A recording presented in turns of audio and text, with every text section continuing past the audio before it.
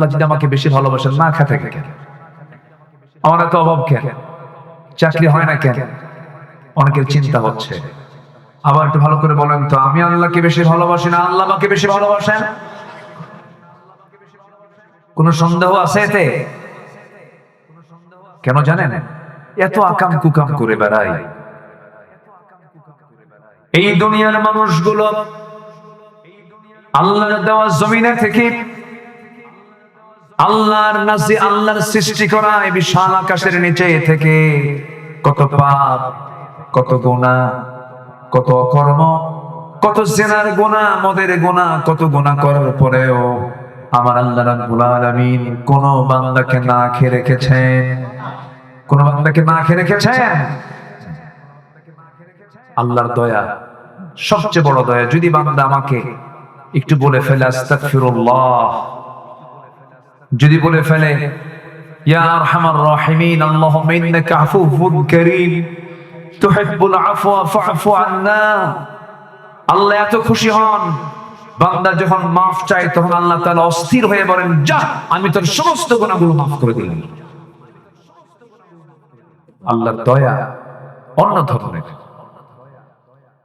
এই জন্য সেই মহান রবের প্রতি বিশ্বাস থাকতে হবে, অনড় দ্বিধাহীন বিশ্বাস রাখতে হবে।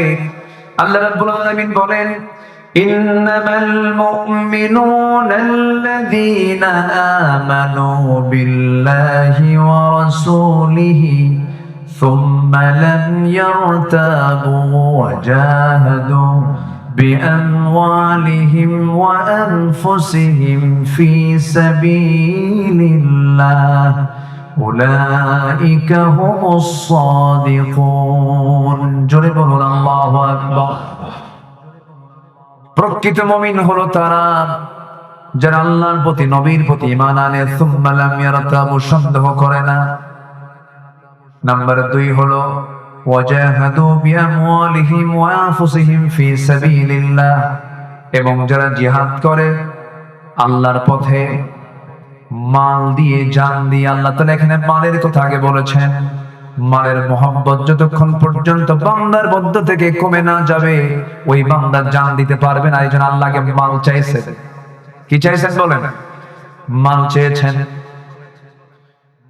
আমার বন্ধুগণ, জিহাদের কথা আল্লাহ আমিন এখানে বলার পরেই বলছেন, যারা এই দুটো কাজ করবে, আল্লাহ বলছেন পৃথিবীতে যত সত্যবাদী আছে এর মধ্যে বড় সত্যবাদী হলো উলাইকা হুমুস সাদিকুন। জোরে বলুন আল্লাহু আকবার। এই কাজগুলো যারা করবে তারাই হলো প্রকৃত মহা সত্যবাদী। জোরে বলেন সুবহানাল্লাহ। আমার বন্ধুগণ, এই দুনিয়া ছেড়ে সবাই বিদায় নিয়ে নেব, তবে জিহাদের গুরুত্বটা কতটুকু? আমার নবীজি একদিন বদর যুদ্ধের দিন সাহাবায়ে কেরামকে লক্ষ্য করে বলেন, সাহাবীরা শোনো, এই যে সামনে যুদ্ধ শুরু হয়ে যাবে, এই যুদ্ধে যে বান্দা অংশগ্রহণ করবে, যদি সেই বান্দা জিহাদ করতে পারে, তার পুরস্কার হলো আল্লাহ তাআলা তাকে এমন একটা জান্নাত দিবেন যে জান্নাতের প্রশস্ততা হলো আসমান জমিন বরাবর। ওই সময় একজন সাহাবী খেজুর খাচ্ছিলেন, অর্ধেক খেজুর খেয়েছেন আর অর্ধেক খেজুরটা খান নাই। যখন রাসূলের কাছ থেকে এই কথাটা শুনলেন, অর্ধেক খেজুর খেলেন আর অর্ধেক খেজুরটা ফেলে দিলেন। রাসূল বলছেন, সাহাবী অর্ধেক খেজুর খেলে অর্ধেক খেজুর ফেলে দিলেন, কারণটা কি? বলছে, ইয়া রাসূলুল্লাহ, আপনি যে প্রস্তাবটা দিয়েছেন, অফারটা দিয়েছেন, এই অফারটা পূরণ করার জন্য এই খেজুর আংশিক ফেলে দিলাম, এই জন্য এতটুকু সময় আমি আর দেরি করতে চাই না। বাকি খেজুরটা খেতে যতটুকু সময় লাগবে এটা আমার জন্য লস। এক্ষুনি খেজুর খাওয়া বন্ধ করে আমি জিহাদে ঝাঁপিয়ে পড়লাম। জোরে বলেন সুবহানাল্লাহ। এতটুকু জিহাদের গুরুত্ব ইসলাম দিয়েছে। দিন এমনি এমনি কায়েম হয়নি। নবীজি শুধু দোয়ার মধ্য দিয়ে রাসূলকে ইসলামের বিজয় দেননি, নবীজিকে দেশ ছাড়তে হয়েছে। আমার রাসূলকে বদরে যেতে হয়েছে, উহুদে যেতে হয়েছে, খন্দকে যেতে হয়েছে, আমার রাসূলকে তাবুকে যেতে হয়েছে, সাহাবে কেরামকে ৮৬টি যুদ্ধ পরিচালনা করতে হয়েছে। আল্লাহু আকবার বলেন। এমনি এমনি এই জন্যই তারা সত্যবাদিতার পরিচয় দিয়েছেন। তারা খেতাব পেয়েছেন সিদ্দিক। কার পক্ষ থেকে? আসতে বলবেন না, কার পক্ষ থেকে? আমার রাসূল শুধু ডাক দিয়েছেন, ডাক দিতে দেরি হয়েছে, আসতে দেরি হয়নি। যুদ্ধ শুরু হবে, একটা ডাক এসেছে, মুতার যুদ্ধের ডাক। আমার নবীজি শুনলেন, বললেন, দেখো মদিনার অভ্যন্তরীণ পলিটিক্যাল সিচুয়েশন ভালো না, মুনাফিকরা এবং ইহুদিরা বিভিন্ন নাটক সাজাচ্ছে, আমি মদিনা থেকে বের হতে পারবো না। মুতার যুদ্ধে রোমান সৈন্য সব জড়ো হয়েছে মুসলমানদেরকে মোকাবেলা করার জন্য। কারা কারা যুদ্ধে যেতে রাজি আছো? এক যোগে ৩০০০ সাহাবী নবীর সামনে দাঁড়ায় গেলেন। লাব্বাইক ইয়া রাসূলুল্লাহ, আল্লাহু আকবার বলেন। ৩০০০ সাহাবী নবীর সামনে দাঁড়িয়ে গিয়ে বলছেন, ইয়া রাসূলুল্লাহ, আমাদেরকে অর্ডার করুন, আমাদেরকে বলুন, যা বলবেন তাই হয়ে যাবে। আমার নবীজি এই ৩০০০ সাহাবীর ভিতরে সবার আগে ১ নম্বরে ডাক দিলেন, যায়েদ এইদিকে আসো। ডাক দেওয়া হলো, তিনি চলে আসলেন, সামনে দাঁড়ালেন। রাসূল বলছেন, জাফর আমার চাচাতো ভাই, তুমি আসো। ২য় নম্বরে সারিতে দাঁড়ালেন আমার প্রিয় সাহাবী আব্দুল্লাহ বিন রাওহা, তুমিও চলে আসো। সামনে ৩ জন এক লাইনে দাঁড়ায় গেলেন। আমার নবীজি সাহাবে কেরামকে লক্ষ্য করে বলেন, সাহাবীরা, এই ৩ জনকে আমি সেনাপতি বানায় দিলাম।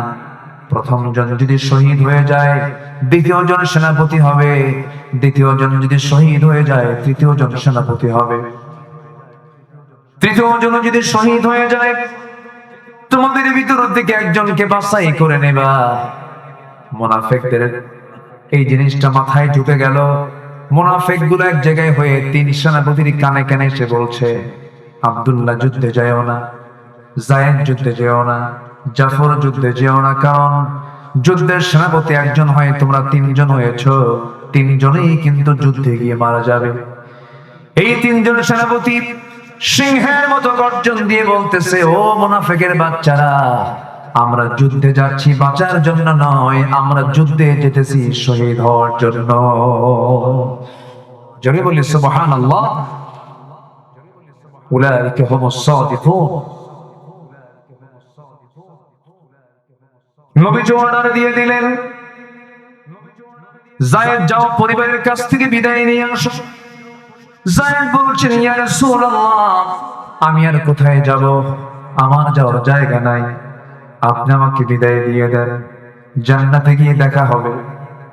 যায়েদ বিন হারিস যুদ্ধের ময়দানে ঝাঁপিয়ে পড়লেন। জাফর বিন আবু তালিবকে রাসূল বলছেন, জাফর, তুমি আবিসিনিয়ায় হিজরত করেছিলে, সেখান থেকে কয়েকদিন আগে এসেছো, যাও পরিবারের কাছ থেকে বিদায় নিয়ে আসো। জাফর বিন আবু তালিব বলছেন, ইয়া রাসূলুল্লাহ, আপনি যেহেতু আমাকে অর্ডার দিয়েছেন, মা করে কেমনে গেলাম পরিবারের কাছে বিদায় নিতে। বাড়িতে ঢুকলেন, সামনে গিয়ে বসলেন। সন্তান ২টা নাবালেগ, ছোট্ট ২টা বাচ্চা, ২ কোলে নিয়ে আদর করলেন, চুম্বন করলেন, আদর করলেন, স্নেহ দিলেন।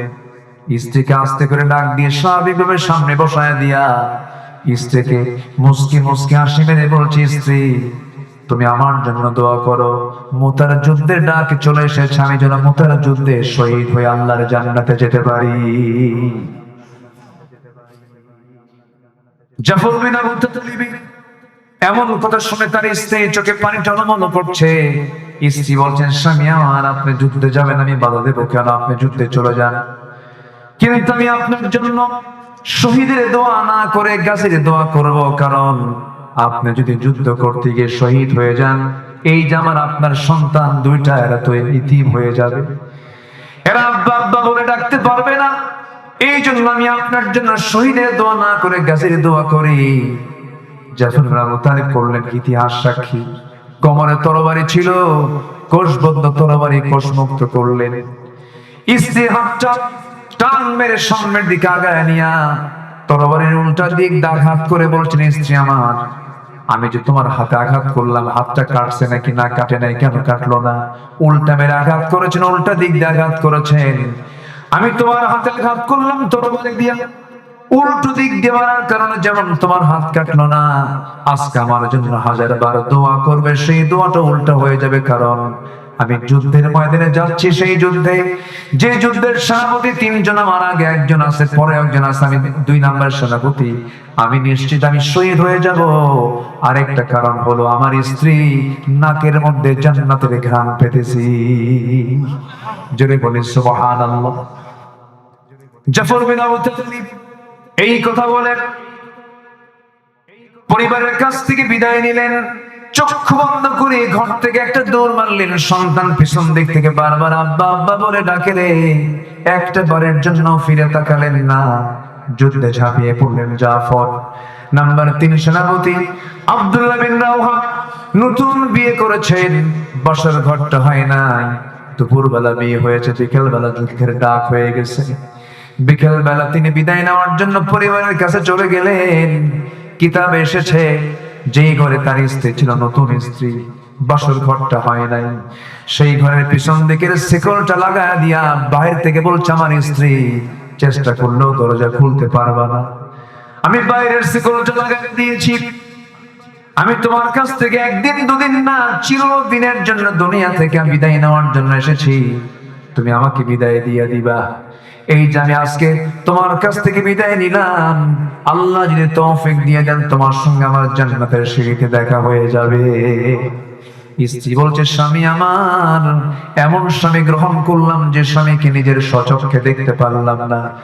একটা বারের জন্য আপনি আমার সামনে চলে আসেন, প্রেম নিবেদন করব না, সময় ক্ষেপণ করব না, যেন একটা বার যেন আপনাকে ভালো করে দেখে নিতে পারি, জানো কিয়ামতের সেই কঠিন কণ্ঠটাকে কি ময়দানে, হাসরের ময়দানে অসংখ্য লোকের মাঝখান থেকে যেন আপনি আমার স্বামী, আমি আপনাকে চিনে নিতে পারি। কিন্তু এবার আব্দুল্লাহ বিন রাওহা বলছেন আমার স্ত্রী এমন যদি তোমার সহি নিয়ত হয়ে থাকে, কাল হাসরের ময়দানে তুমি যদি আমার জীবনের শেষ স্ত্রী হও, আমি যদি তোমার জীবনের শেষ স্বামী হয়ে থাকি, হাসরের ময়দানে তোমার সঙ্গে আমার সঙ্গে দেখা করানোর দায়িত্ব পৃথিবীর কেউ নেবে না, আমার আল্লাহ তাআলা নিজে নিয়ে নিবে। এই কথা বলেই তিনি বিদায় নিলেন। যুদ্ধে 3 জন ঝাঁপিয়ে পড়লেন। ইতিহাসে এসেছে প্রথমে যায়েদ শহীদ হলেন, জাফর হাল ধরলেন। জাফর শহীদ হয়ে গেলেন, নবীর কাছে সংবাদ গেল, পরিবারের সান্ত্বনা দিলেন।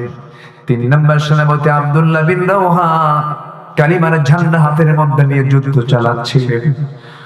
যুদ্ধ চালাতে নিয়ে কাফেররা তার ডান হাতে আঘাত করলো, হাতটা ছিটকে পড়ার সঙ্গে সঙ্গে চট করে বাম হাতে কালিমার ঝান্ডা ধরে রাখলেন, বাম হাতও কেটে ফেলে দিল। হাতের কর্তিত অংশটুকু দিয়া কষ্ট করে কালিমার ঝান্ডা মুখের মধ্যে কামড় মেরে ধরলেন।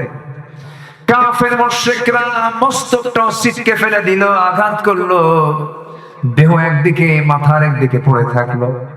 আব্দুল্লাহ বিন রাওহা দুনিয়া থেকে বিদায় নিলেন। আব্দুল্লাহর ইন্তেকাল শাহাদাত যখন হয়ে গেল, দূর থেকে পরবর্তী সেনাপতি আব্দুল্লাহ বিন রাওহার পরবর্তী সেনাপতি খালিদ বিন ওয়ালিদ দূর থেকে লক্ষ্য করে দেখেন কে যেন কালিমার ঝান্ডা কাশমুখী হয়ে ধরে রেখেছে। কাছাকাছি গিয়ে দেখেন কেউ ধরে রাখে নাই।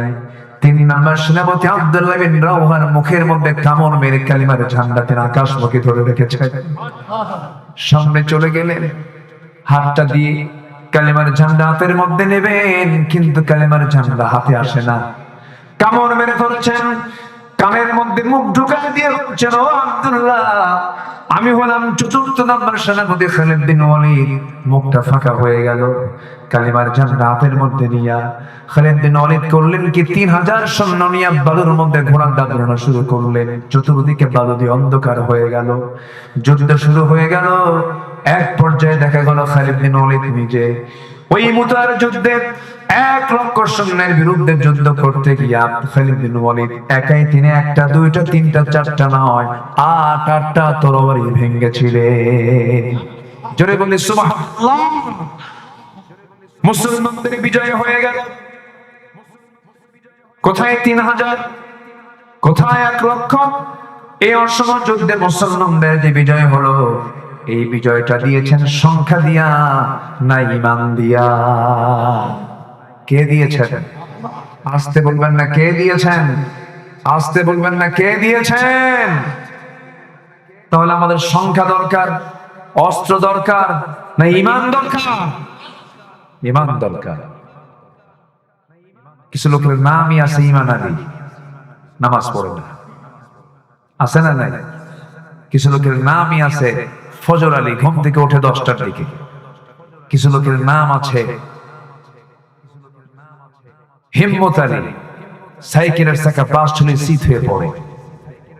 নাম হলো আতর আলী, পকেটে গাজার গন্ধ। নাম হলো বাদশা মিয়া, ভিক্ষা করে বেড়ায়। নাম হলো খোকন মিয়া, বয়স হলো 85 বছর। নাম দিয়ে জান্নাত পাওয়া যাবে না, বংশ দিয়ে জান্নাত পাওয়া যাবে না। বংশ দিয়ে যদি জান্নাত পাওয়া যেত, আবু তালেবও জান্নাত পেতেন, আবু জেহেলও জান্নাত পেত, নূহের সন্তান কেনানও জান্নাত পেত, ইব্রাহিম আলাইহিস সালামের বাবা আজরও জান্নাত পেত। যদি পিতা পুত্রের পরিচয়, আত্মীয় স্বজনের পরিচয়, বংশগত পরিচয়, এগুলো দিয়ে জান্নাত পাওয়ার কোনো সুযোগ নাই। জান্নাত পেতে হলে অবশ্যই তার ভিতরে থাকতে হবে সন্দেহ ঈমান না দ্বিধাহীন ঈমান। আখিরাতের প্রস্তুতি কয়টা? বলেন কয়টা? মনে আছে তো আপনাদের? চলতেছে কয় নাম্বার? কয় নাম্বার?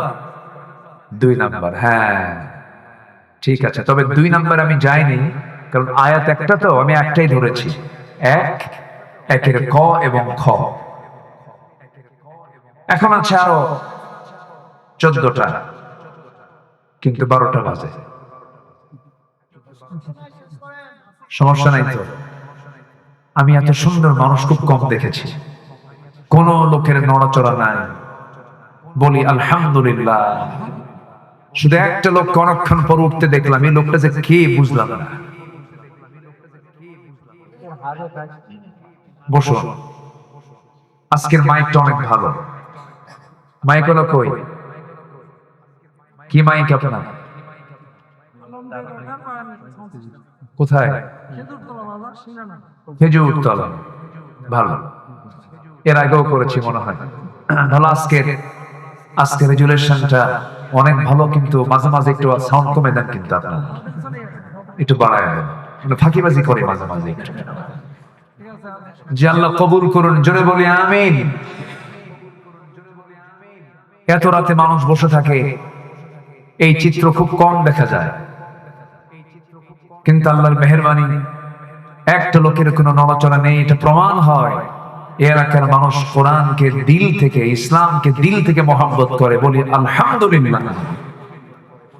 তাহলে ঈমান এবং জিহাদ, এটা হচ্ছে আখিরাতের 1 নম্বর প্রস্তুতি। সবাই রাজি আছেন তো? সবাই রাজি আছেন তো? জীবন কেমন করে দিলেন আল্লামা সাইদি, আল্লাহু আকবার। আলেমরা পালায় না তো? আলেমরা পালায়? উনি চলে গেছিলেন 2009 সালে, তার জীবনের শেষ হজ, আর আমার জীবনের হলো প্রথম হজ 2009 সাল। আমি গিয়েছিলাম, একই সাথে হজ করার সুযোগ হয়েছিল আমার, একই বছরে। ওনাকে সেই সফরে বলা হলো, হুজুর দেশের ট্রাইব্যুনাল গঠন হচ্ছে, মামলা হবে, আপনি গ্রেফতার হবেন, জেলে ঢুকতে হবে, নচেত আমাদের মনে হয় আপনি দেশে থেকে গেলেই ভালো হয়। তার জবাবে তিনি বললেন মুস্কি হাসি মেরে, আমার নবী যদি একটু শিক্ষা দেননি, আমার কর্মী, আমার দলের কর্মীরা জেল খাটবে, হামলা মামলার শিকার হবে, আর আমি বিদেশের মাটিতে আমি আরামে দিন যাপন করব, রাত যাপন করব, এমন শিক্ষা আমার রাসূল দেখান নাই। আমি দেশে ফিরব। উনি দেশে ফিরেছেন, মামলা হয়েছে, জেল খেটেছেন 13 বছর, সম্পূর্ণ অন্যায় ভাবে, রাতকে দিন করে, দিনকে রাত করে,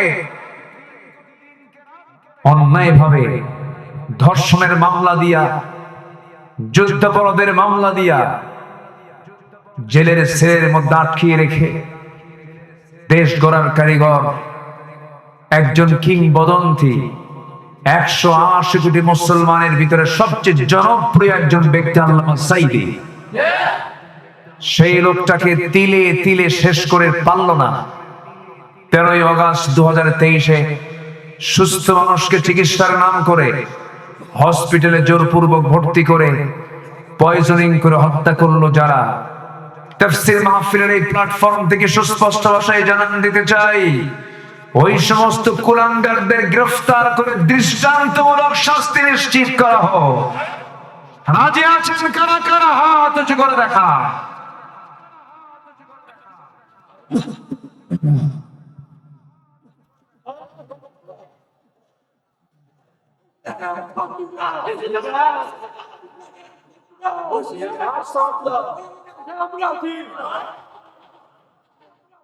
আল্লাহ কবুল করুন, জোরে বলেন আমিন।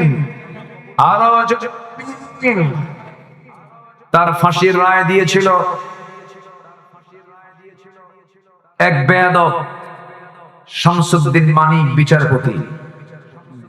মুখে কোনো হাসি নাই, আমি ওরে কোনোদিন হাসতে দেখি নাই। যাদের স্বামী হাসে না তাদের বউরা কেমনে থাকে আল্লাহ জানে। বউ তো মনে মনে বদদোয়া করে এটা মরবে কুকুর। হাসি রাখা ভালো, হাসলে স্বাস্থ্য ভালো থাকে, পরিবেশটা সুন্দর থাকে। যে স্বামী হাসবে না, বলেন তো স্বামী স্ত্রীর মধ্যে সুখ থাকবে? হাসি নাই সুখ,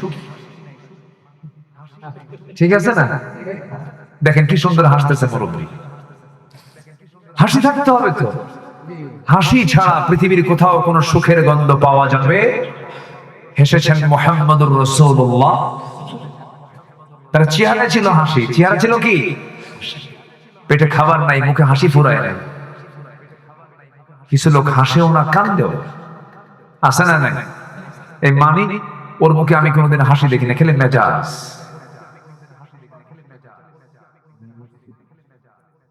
নিজের জীবন বাঁচানোর জন্য সে ত্রিপুরা হয়ে দিল্লি যাবে। কোথায় যাবে? মামু বাড়ি। আল্লামা সাঈদী অনেক আগে বলেছেন, আপনারা কি মনে করেন জানি না, আমি মনে করি আল্লামা সাঈদী একজন 100% আল্লাহওয়ালা মানুষ ছিলেন। কোন সন্দেহ নেই। এত দরদ ছিল জাতির উপরে, এই জাতিকে তিনি এত ভালোবাসা দিয়েছেন। আল্লাহু আকবার। আল্লাহ তুমি তার কবরটাকে জান্নাতের নূর দিয়ে মুনাফফার করে দাও। আল্লাহ তুমি তার শাহাদাতকে কবুল করে নাও। এই মঞ্চে বসলে তার আল্লাহ তুমি তার সকল কার্যক্রমকে দ্বীনের জন্য কবুল করে নাও। সম্মানিত ভাইরা, সম্মানিত বন্ধুগণ, কি জুলুম, কি নির্যাতন তিনি সহ্য করেছেন। একটানা 56 দিন তাকে রিমান্ডে নেওয়া হয়েছিল। তিনি জাতিকে কি দিয়েছেন আর তাকে জাতি কি দিল? উনি মৃত্যুর আগ দিয়ে বিকাল বেলা যখন তাকে হসপিটালে ভর্তি করানো হয়, সেই সময় তিনি একটা মুচকি হাসি মেরেছিলেন। দেখেন নাই? সবাই দেখেন নাই? সেই মুচকি হাসি হলো 5 আগস্টের বিজয়ের মুচকি হাসি। 1 বছর পার হতে দেননি আল্লাহ তাআলা। সম্মানিত ভাইয়েরা, সেই মানিক পালানোর জন্য চলে গেল সিলেট, জায়গা পেল না। আল্লামা সাঈদী বলেছেন, এমন একটা দিন আসবে পালানোর জন্য একটা ইঁদুরের গর্ত খুঁজে পাবা না। পায়নি, কলার পাতায় শুয়েছিল।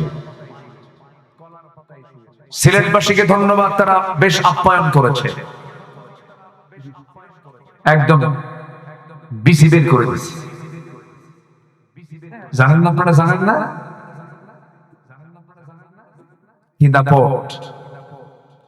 মুহূর্তের মধ্যে জিরোকে হিরো বানান, আবার হিরোকে জিরো বানান। তিনি আমার কে? কষ্ট হচ্ছে আপনাদের? কষ্ট হচ্ছে? আলেমদের রক্ত বড় বিষাক্ত। আলেমরা হচ্ছে নবীর ওয়ারিস। বেয়াদবি করা যাবে না। আলেমদের দাম অনেক, আল্লাহ তাদের সম্মান দিয়েছেন। শুধু সম্মান করবেন আলেমকে কোরআনের জন্য। আলেমের সঙ্গে যারাই বেয়াদবি করেছে যুগে যুগে, তারা ইতিহাসে আস্থা করে নিক্ষিপ্ত হয়েছে। সম্মানিত ভাইয়েরা, আমি ভাঙ্গা চোরা, আমি নিজে কিছু না, কোনো যোগ্যতা রাখি না, তবে আলেমকে যদি দেখেন সম্মান করবেন। আল উলামাউ ওয়ারাসাতুল আম্বিয়া, এটা হাদিস। আলেম উলামা হচ্ছেন নবীদের ওয়ারিস। আল্লাহু আকবার। এজন্য আলেমদের সম্মান কে দিয়েছেন বলেন? কে দিয়েছেন? আল্লাহ দিয়েছেন। আরেকজন বাঁচার জন্য চেষ্টা করলো, দাড়ি কাটলো, মাথার চুল সাদা কালো বানানো, পাঞ্জাবি খুইলা গেঞ্জি পরলো, পাজামা খুলে লুঙ্গি পরলো, তারপরেও কাম হলো। বন্ধু একটা নিয়ে আইনমন্ত্রীকে নিয়ে চললো নৌকা পথে, নৌকার ভিড়ল না, কোস্টগার্ড ধরে ফেললো আইনমন্ত্রীকে, বলল চিনে ফেলেছি, চলুন মামু বাড়ি যাই। আইনমন্ত্রীকে ধরার মাত্র আইনমন্ত্রী বলে, আমি তো একা আসি নাই, আমি জামাতের সাথে আসছি। সাথে কে? কই যে বসে আছে, দেখো ওই যে ওই সাইডে বসে আছে, ওটা কে? দেখে তো মনে হচ্ছে তরকারিওয়ালা। ভালো করে দেখো, কেনা চেনা যায় না, কে দেখো ওটাই দরবেশ। বুঝতেছেন? বুঝতেছেন? কিছু বুঝতেছেন? লজ্জায় মাথা নিচু হয়ে যায়। একটা দেশের পর শীর্ষস্থানীয় ধনী ব্যাংক লুটপাট, শেয়ার বাজার, হলমার্ক সবকিছু লুটপাট করেছে। দেশকে 18 লক্ষ কোটি টাকা ঋণগ্রস্ত করে 11 লক্ষ কোটি টাকা সমস্ত মন্ত্রীগুলো, এমপি গুলো সব লুটপাট করে বাইরে পাচার করে নিয়ে চলে গেছে। ওদের মুখে দেশের মোহাব্বত মানায় না।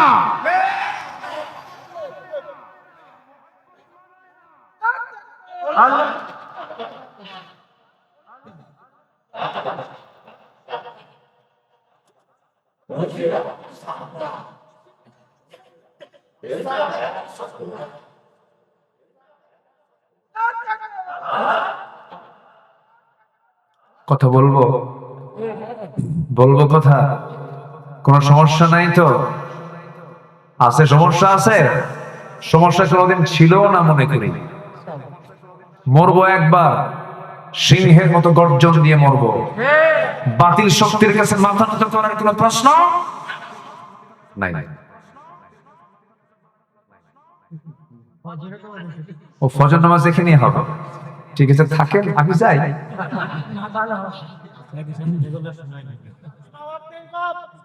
কি সুন্দর মানুষ আপনারা, বলি আলহামদুলিল্লাহ। নাটোরের কাঁচাগোল্লা, বগুড়ার দই, তারপরে টাঙ্গাইলের চমচম, যশোরের খই। আল্লাহ এক একটা এলাকার এক একটা নিয়ামত দিয়েছেন, বলি আলহামদুলিল্লাহ।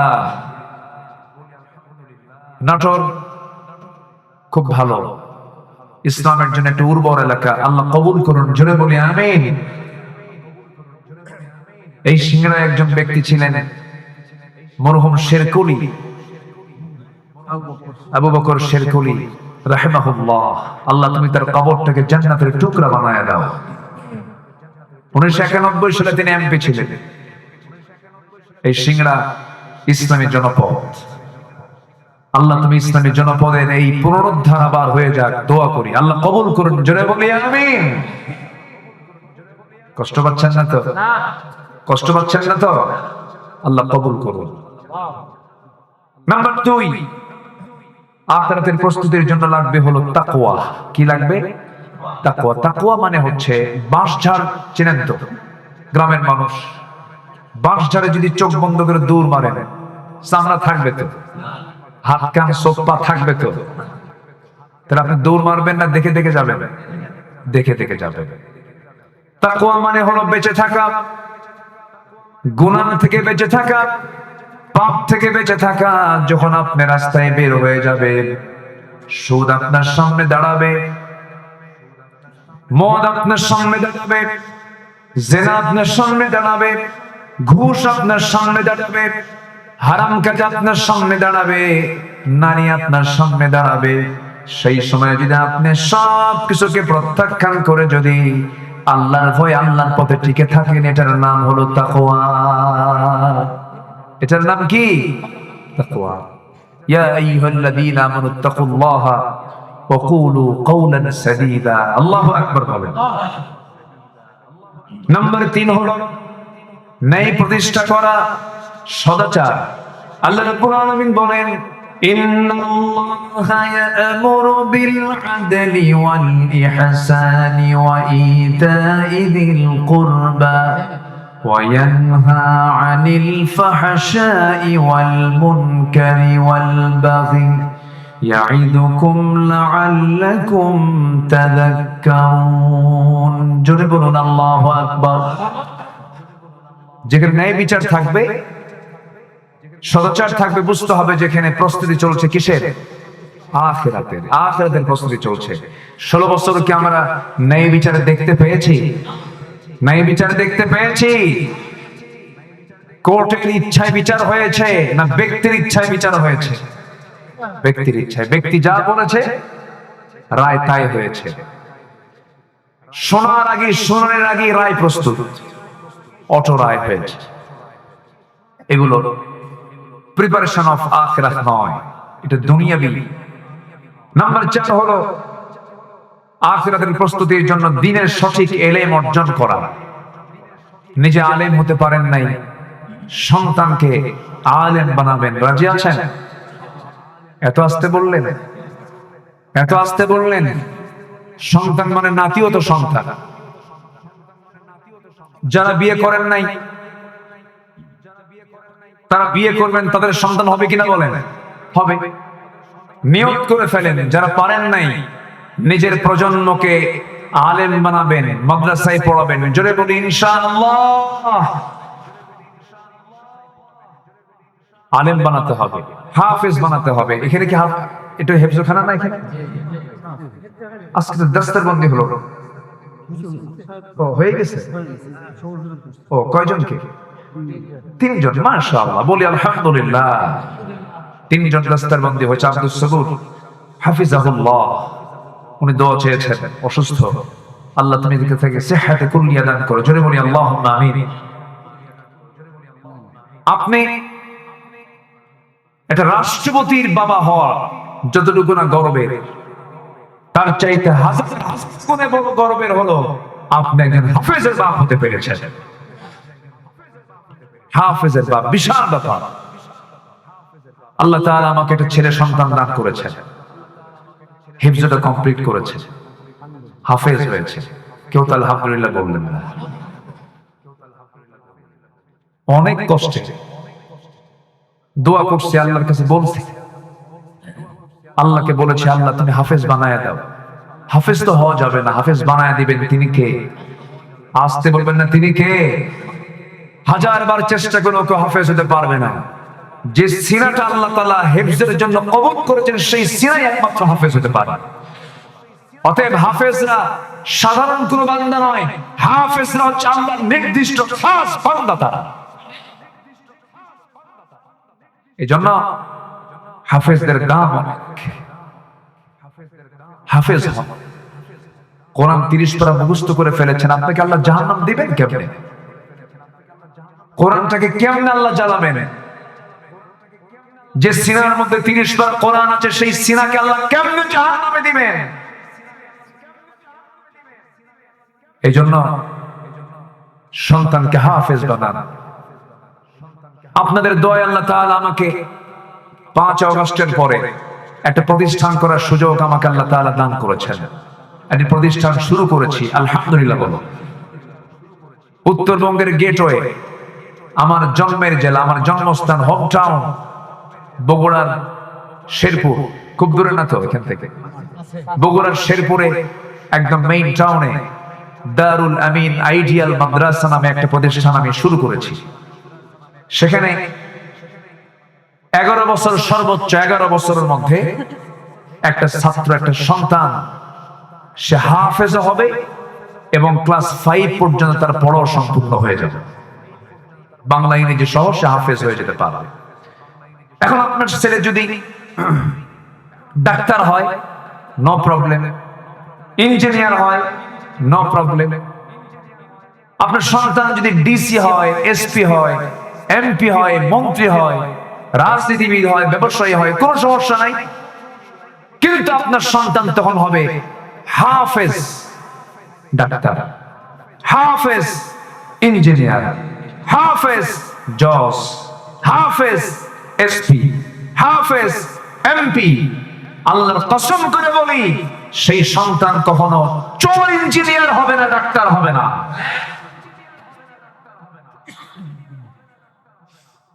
আজকে আমাদের শিক্ষার ত্রুটির কারণে আজকে সমাজের এই ত্রুটিগুলো লক্ষণীয় হয়ে আছে, ঠিক কিনা বলেন? আজকে বিসিএস ক্যাডার, বড় বড় অফিসারের বাপ মা সন্তানের কাছে থেকে খেদমত পায় না।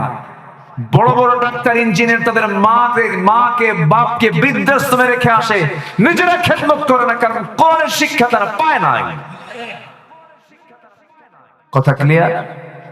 কথা ক্লিয়ার? তো সন্তানকে কোথায় দিবেন বলেন? কোথায় দিবেন বলেন? মাদ্রাসায়। এই তো গেল দুনিয়ার কল্যাণ, আখিরাত তো পড়েই থাকলো। তাহলে আখিরাতের প্রস্তুতির জন্য ইলমে দ্বীন শেখার দরকার আছে না নাই? চোখ বন্ধ করে মাদ্রাসায় দিয়ে দেন। আমি আমার সন্তানকে বলেছি, তোর কিচ্ছু দরকার নেই, শুধু কোরআন তেলাওয়াত আমার কানে শোনাবি, তোর এটাই চাকরি। যা, আল্লাহু আকবার বলেন। আর কি লাগে? কি লাগে রে ভাই? তিন বেলা খাবারের জন্য কি কি প্রয়োজন, কত কি লাগে আমার আপনার? সম্মানিত ভাইয়েরা, রিজিকের ফয়সালা কার? আসতে বলুন, রিজিকের ফয়সালা কার? আল্লাহ। হাজার হাজার কোটি টাকার মালিক আঙ্গুর 1 কেজি নিয়ে বসে, 10-12টা রুটি নিয়ে বসে, আপেল 10-12টা নিয়ে বসে, খাইতে বসে। এক আঙ্গুর খাওয়া মাত্রই পিএস পার্সোনাল সেক্রেটারি বলে, স্যার আরেকটা আঙ্গুর খাইলেই কিন্তু ইনসুলিন দিতে হবে, খাওয়া যাবে না। এক আঙ্গুর খায় আর ফকিরের মতো ছায়া থেকে, হাই রে আমার কপাল রে, পারলাম না খাইতে। হাজার কোটি টাকার মালিক 1 কেজি আঙ্গুর সামনে থাকার পর কপালে চোটে কয়টা? একটা। আর গ্রামের গরিব মানুষ সকালবেলা 1 চোট লাঙ্গল বয়া কোদাল মেরে ঘরের মধ্যে বসে বউকে ডাক দিয়ে বলল, কি নিয়ে আসো? কি না না, এটা এটা এটা এটা ডিশ গাবলা নিয়ে আসো। প্লেট দিতে তো হবে না। আমাদের যে এখন দেশের যে প্লেট গুলো ফাঁকিবাজি প্লেট, ডাল খাওয়ার কোনো উপায় নেই, ঠিক কি না? পাতলা ডাল যে খাবেন, খাওয়ার কোনো সুযোগই নেই, সমস্যা না। আচ্ছা, একটু কোনো উপায় নাই। 1 কেজি চাউলের পান্তা নিয়ে বসছে, 4-5টা মরিচ, 2-3টা পেঁয়াজ আর শুকনা কিছু মরিচ সাথে লবণ, এতগুলো নিয়ে এমন গোগ্রাসে খেলো। 1 কেজি চাউল শেষ, বলে আরো কিছু লাগলে ভালো হয়, ঠিক কিনা বলেন? রিজিক দেন কে? আল্লাহ। গরিবকে খাইতে দেন আর ধনীকে দেখতে দেন, খাওয়ার কায়দা নাই। তুই শুধু দেখবি আর গরিব শুধু খাবি, ঠিক আছে না? বাচ্চা কাচ্চা ধনীর বেশি হয় না গরিবের বেশি হয়? বলেন বলেন বলেন, কার বেশি হয়? গরিবের বেশি হয়। ধনীর হাজার হাজার কোটি টাকার মালিক শেষ জীবনে আইসে কোনো মতে একটা বাচ্চা, তাও টেরা, তাও কি মাঝে মাঝে খেলে Singapore, Mount Elizabeth, Singapore Thailand, Singapore Thailand. আর এইদিকে গরিবের পেট থেকে বাচ্চা হয় এক একটা মানে বোমা বোমা। আল্লাহু আকবার বলেন। রিজিকের দায়িত্ব কার? রিজিক কে দেন? চাইবো আমরা কার কাছে? আল্লাহ। 4টা চলে গেল, আমি শেষ করে দেব অল্প। কেউ উঠবেন না, কিন্তু একটা লোক উঠবেন না, আমি খুব খুশি। কেউ উঠবেন না, আমি আরো খুশি হব যদি আমার সঙ্গে সবাই দোয়ায় শামিল হন। থাকবেন না? আপনারা থাকবেন না? ফজর নামাজ সবাই পড়তে রাজি আছি তো? জোহর পড়তে রাজি আছে তো? আসর পড়তে রাজি আছে তো? ইনশাআল্লাহ। নামাজ 1 ওয়াক্ত না 5 ওয়াক্ত? সপ্তাহে একবার না দিনে 5 বার? বলেন দিনে কয়বার? বাড়ির বউ যদি নামাজ না পড়ে বলবেন তুমি বাপের বাড়ি যাও। কি আসতে কন কেন? আসতে কন কেন? নামাজ প্র্যাকটিস করে পড়ে আসো। গন্ডগোল যদি বউয়ের সঙ্গে করতে হয় নামাজ নিয়ে গন্ডগোল করো। বউয়ের সঙ্গে যদি গন্ডগোল করতে হয়, তর্ক বিতর্ক করতে হয়, পর্দার জন্য করুন। যাও মার বাড়ি, পর্দা করে আসো। এগুলো করে না, বরঞ্চ কি করে জানেন? বউটা দেখাতে খুব পছন্দ করে কিছু কিছু স্বামী আছে। সুন্দর বউ তো শুধু আমি একা দেখবো, জামাতের সাথে আছে না নাই? হুন্ডায় তোলে হুন্ডায়। এখনকার আধুনিক হুন্ডা তো প্যাসেঞ্জার সিট হলো 3 তলা আর ড্রাইভিং সিট হচ্ছে আন্ডারগ্রাউন্ড। পিছনে হুন্ডায় চলে একদম উঁচায় বসে আছে। জাতি দেখবে কেমনে? পিছনে বসায় দিল, লাল শাড়ি পরায়া, লাল লিপস্টিক লাগায়, চুলটা ছেড়ে দিয়া। তারা যদি জাতির নেতৃত্ব দেয়, জুতা কাটা করা দরকার সেই নেতৃত্বকে। বউ বেঁচে খায়, আছে না নাই? পেছনে হুন্ডায় চড়ে, সামনে বসলো। যে পাইপ দিয়া ধোঁয়া বের হয়, ওই পাইপ আউট। এখন হুন্ডার সাউন্ড কি আর হুন্ডার আছে না হেলিকপ্টার? যেন জাতির দেখতে যেন কোনো মিস না হয়। কে এত বড় আওয়াজের কি জাহিরে দেখি তো। এক টান দিয়া চলে গেল, একদম খেজুরতলা থেকে একদম চলে গেছে নাটোরের মাদ্রাসা মোড় পর্যন্ত। বনপাড়া থেকে চলে গেছে একদম হরিণছড়া পর্যন্ত। আছে না হরিণছড়া? যাই হোক, ছড়া আছে তো। আচ্ছা, টান টুন দিয়ে বনপাড়ার ভিতরে কি বলে চলন বিলের মাঝখানে নৌকায় চড়ে একদম গোধূলি বেলা বউটাকে নিয়ে নৌকা ভ্রমণ করে ছবি একখান তুইলা ফেসবুকে পোস্ট করে বলে, আসুন আমার বউটাকে সবাই মিলে জামাতের সাথে দেখি। এগুলো লম্পট স্বামী, সোজা করা দরকার এই বেদবগুলোকে।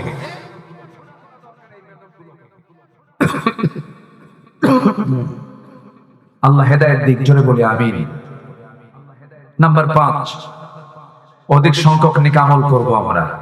গুনাহ হবে কম, আমল হবে। গুনাহ হবে না? আমাদের গুনাহ হবে না? হয়ে যায় তো। সুন্দর মেয়ে দেখলেই তো মাথা খারাপ। দেখো ঠিক, এই ঠিক হয়ে যাবে না তো। বিয়ে করার পরও যদি এরকম করেন তাহলে তো মুশকিল। বিয়ের আগে যুবকরা একটু দুষ্টামি করতে পারে, যৌবন আছে তো। দেখছো যুবকরা ঠিক, তোমারটাও ঠিক নাই।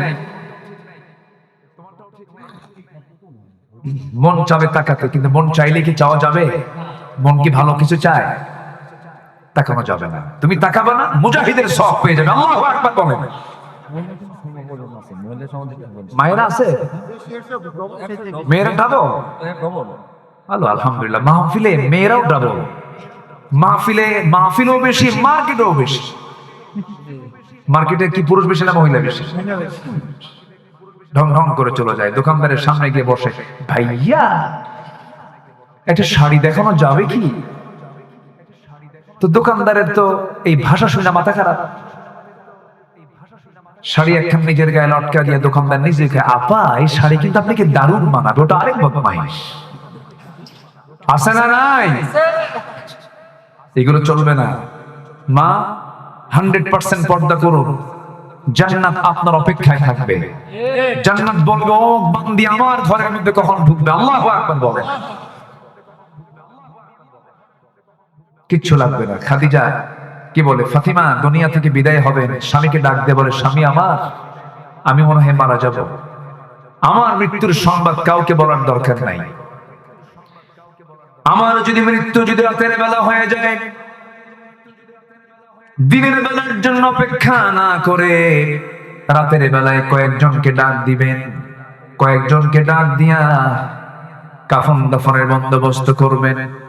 যদি দিনের বেলা হাজার হাজার মানুষ যদি হাজির হয়ে যায়, বিশ্ব নবীর কলিজার টুকরা মেয়ে ফাতিমা কতটুকু লম্বা ছিল, কতটুকু খাটো ছিল, আমাকে সোজাসুজি না দেখতে পারলেও কাফনের উপর দিয়ে অনুমান করবে আমি ফাতিমা যতটুকু লম্বা খাটো ছিলাম, আমার পর্দার খেলাফ হয়ে যাবে। এই জন্য আমার স্বামী দিনের বেলা না দিয়ে রাতের বেলা কবর দিয়ে দিবে। রাতের বেলা সংবাদ চলে এলো, নবীজির স্বপ্নের মধ্যে আবু যর গিফারি কি জানিয়ে দিলেন, আবু যর, আমার মেয়ে ফাতিমার ইন্তেকাল হয়ে গেছে। আবু যর গিফারি ঘর থেকে ঘুম থেকে উঠে আলীর বাড়ির দিকে রওনা দিয়ে বলে, আলী রে, স্বপ্নের রাসূল আমারে দেখাইছে ফাতিমা নাই, কোদাল দাও। কবর খনন করতে গেলাম। কবর খনন করতে গেছেন, কবর খনন করা শেষ হলো। কবর খনন যখন শেষ হয়ে গেছে, আবেগ আপ্লুত হয়ে আবু যর গিফারি কবরকে লক্ষ্য করে বলছে, কবর রে, আজকে তোর ভিতরে কাকে রেখে যাব তুই কি জানিস? খাতুনে জান্নাত ফাতিমা, নবীর দুলাল ফাতিমা, দুলালি ফাতিমা, হাসান হোসেনের মা ফাতিমা। ওরে কবর, একটা বাড়ির জন্য যেন এই মহিলার সঙ্গে যেন বেয়াদবি না হয় খেয়াল রাখিস।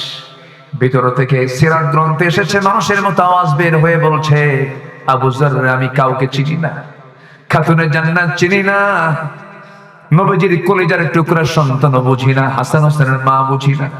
আমল যদি ভালো হয় ভালো কথা, আমল যদি খারাপ হয়, ডান দিকের মাটি বাম দিকে, বাম দিকের মাটি ডান দিকে গিয়ে হাড় হাড্ডি সব মাটির সঙ্গে সোজা করে দেওয়া হবে। আবু যর গিফারি ওই জায়গা থেকে বের হয়ে আসলেন, বাকি জিন্দেগি আর সংসারের জীবনে ফিরতে পারেন নাই। আল্লাহু আকবার। তারা পর্দার ব্যাপারে কতটুকু সচেতন ছিলেন, আর আজকের সমাজের কি চিত্র আমার মা একটু খেয়াল করবেন। বিশেষ করে ডিভাইস থেকে, এই মোবাইলের বদ নেশা থেকে এবং সকল প্রকার ডিভাইস, টেলিভিশনের অশ্লীল দৃশ্য থেকে নিজেকে পরহেজ রাখার চেষ্টা করবেন। এটাই সবচেয়ে বড় তাকওয়া আজকের সমাজে। আল্লাহ মা বোনদেরকে হেফাজত করুন, সকল প্রকার নাটক সিনেমা থেকে বাঁচার তৌফিক দান করুন। জোরে বলি আমিন। এক রাত পাইছি, কম দিকে কত কম। নাম্বার 6, ধৈর্য ধারণ করা। নাম্বার 7, আল্লাহর প্রতি ভরসা করা। নাম্বার 8, দুনিয়ার ভোগ বিলাসে মগ্ন না হয়ে আখিরাতকে মূল আবাস হিসেবে, মূল লক্ষ্য হিসেবে গ্রহণ করা। নাম্বার 9, নিজেকে এবং পরিবারকে জাহান্নাম থেকে বাঁচানোর চেষ্টা করা। নাম্বার 10, তওবা করা। নাম্বার 11, আল্লাহর পথে ব্যয় করা। নাম্বার 13, শিরক অন্তর্ভুক্ত সকল অপকর্ম থেকে নিজেকে পরহেজ রাখা। 13, আল্লাহ প্রদত্ত একমাত্র সঠিক পথের অনুসরণ করা। নাম্বার 14 হচ্ছে আল্লাহ এবং রাসূলের পূর্ণ আনুগত্য করা। নাম্বার 15 হলো সর্বক্ষণ মহান আল্লাহর সামনে দাঁড়িয়ে ভয়ে হৃদয়ের মধ্যে লালন করে চোখের পানি ফেলে ফেলে কাঁদা। কারণ বান্দার এক ফোঁটা চোখের পানি যদি আল্লাহর ভয়ে পড়ে, ওই এক ফোঁটা চোখের পানি 7টা জাহান্নামকে নিভিয়ে তাকে জান্নাতে নিয়ে যাবে। আমরা কাঁদবই যখন, কার জন্য কাঁদবো? আসতে বলবেন না, কার জন্য কাঁদবো আমরা? আল্লাহ কবুল করুন, আল্লাহ কবুল করুন।